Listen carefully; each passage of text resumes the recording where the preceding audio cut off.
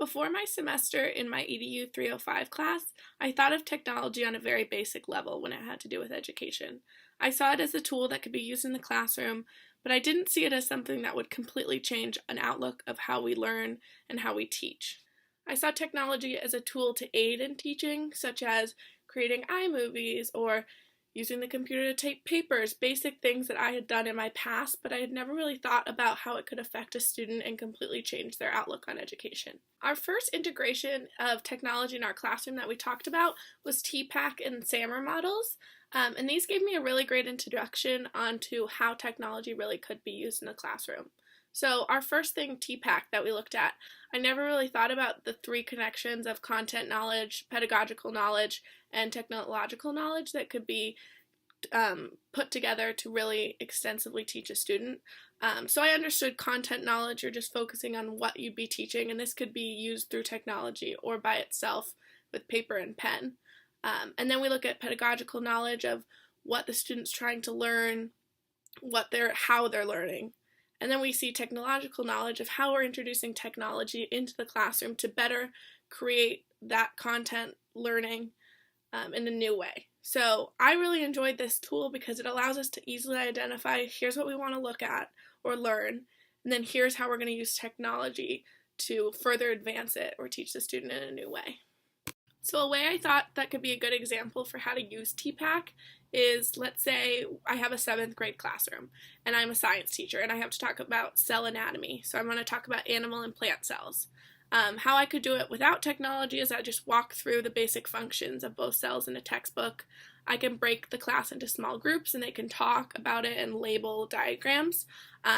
Or I can have each group then present what they've researched. A way I could make this more technologically friendly is I can have students still break into small groups, but then I could have some type of online quiz provided for them where they would have to digitally label the cell parts, and this would use technology in a new way.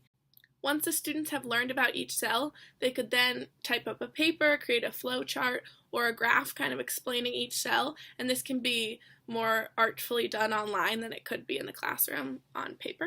A new lesson plan like this would touch on the SAMR model as well. So the SAMR model shows us how technology can be integrated into the classroom to completely change from substitution to redefinition how we're learning. So substitution would just be technology acting as a direct substitute with no functional change, all the way up to technology allowing us to do something or create something that we haven't been able to do before. So that would be the redefinition stage.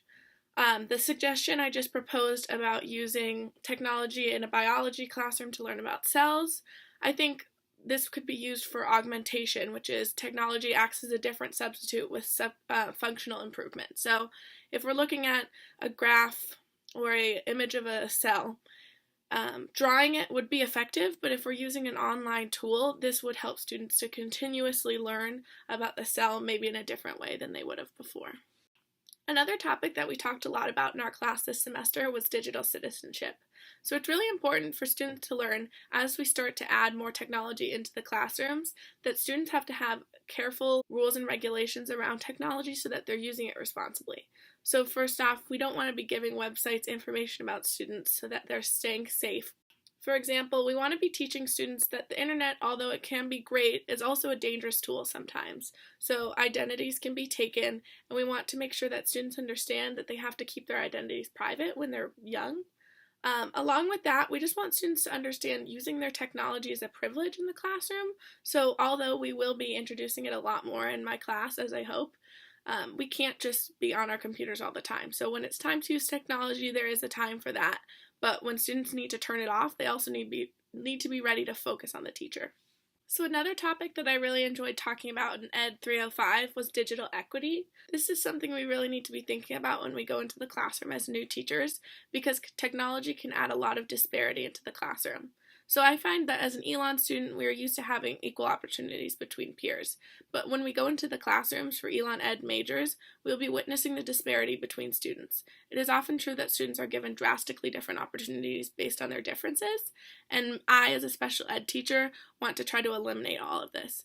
So we can use technology in many successful ways, but depending on the type of school or the funding that a school has, they may not have as much access to these specific forms of technology. When we're creating lesson plans that have to do with technology, we have to be considering if a student has the opportunity to be using technology at home. So although maybe we have computers at school, many students in the Alamance-Burlington area do not have access to technology when they're at home, so that really takes away a lot of their opportunity to complete assignments and learn and grow. So we need to make sure that we're adapting lessons to students so that they can do it no matter where they are or no matter their financial status.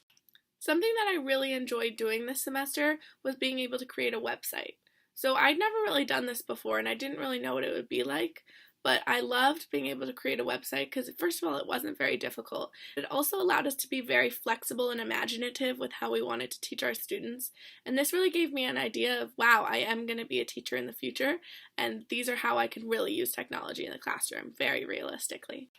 So something else I really liked was creating our digital leaps. This was a challenge for me because when we started, I really had no idea what I was going to do. I looked at identifying, evaluating, and utilizing appropriate digital tools and resources to challenge students to create, think critically, solve problems, and establish reliability, communicate their ideas, and collaborate effectively. But I really had no idea how I could go about this.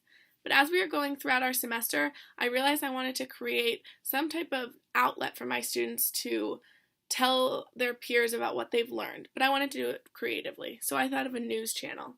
So my goal was to, by the end of the semester, be able to master 3 digital tools that I will use and analyze in my classroom to initiate creativity, critical thinking, problem solving, and communication. And I will do this by creating a classroom-wide news channel developed and produced by my students. And this allowed for my students to get creative and have fun, but they were still doing academic learning.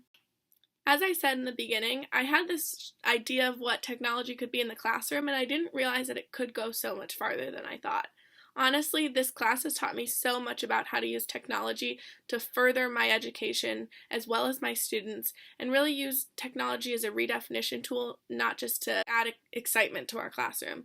I feel like I was really able to learn about technology when we had our guest speakers into our classroom. So this helped me a lot because although I was learning about technology, I wasn't really sure what it was like in the real world when you are using it in the classroom.